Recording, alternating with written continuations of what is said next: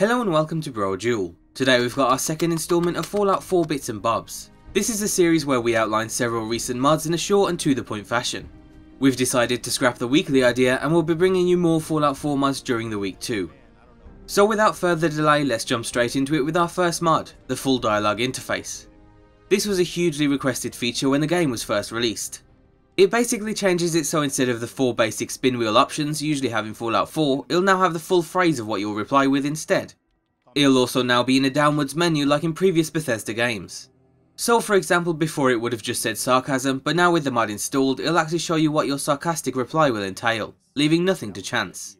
We think this mod offers a huge change to how you'll play the game. No longer will you have to just click an option and hope for the best, now you'll always get the exact outcome that you'd expect, because you'll know exactly what you're about to say. Without a doubt, it's a must-have mod for most people. For today's second mod, we have lowered weapons. This mod provides new animations for your weapons when in first person. In the base game, your gun is always pointed directly forwards, as if you're always pointing to shoot it at something nearby.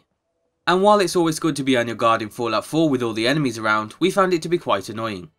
The gun blocks a lot of the screen and you might even miss something that you could have seen if it wasn't in the way. Now with the mod installed, your gun will lower whenever you're not actively shooting at something, making it feel like your character is more relaxed when nothing is nearby.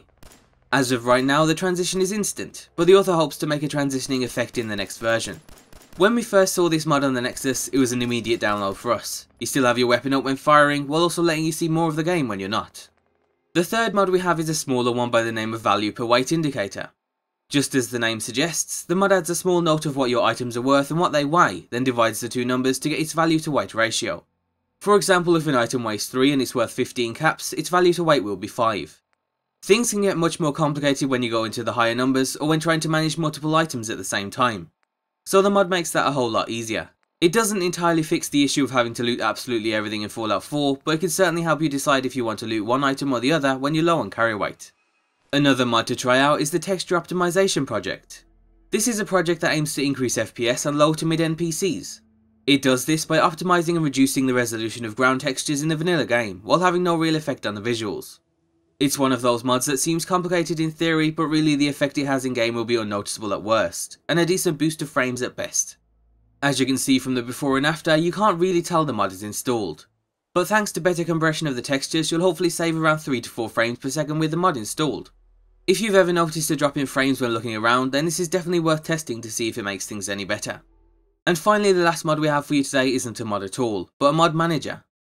The Nexus Mod Manager has now been released for Fallout 4. It's currently in its beta stage, but we haven't noticed any real issues with it.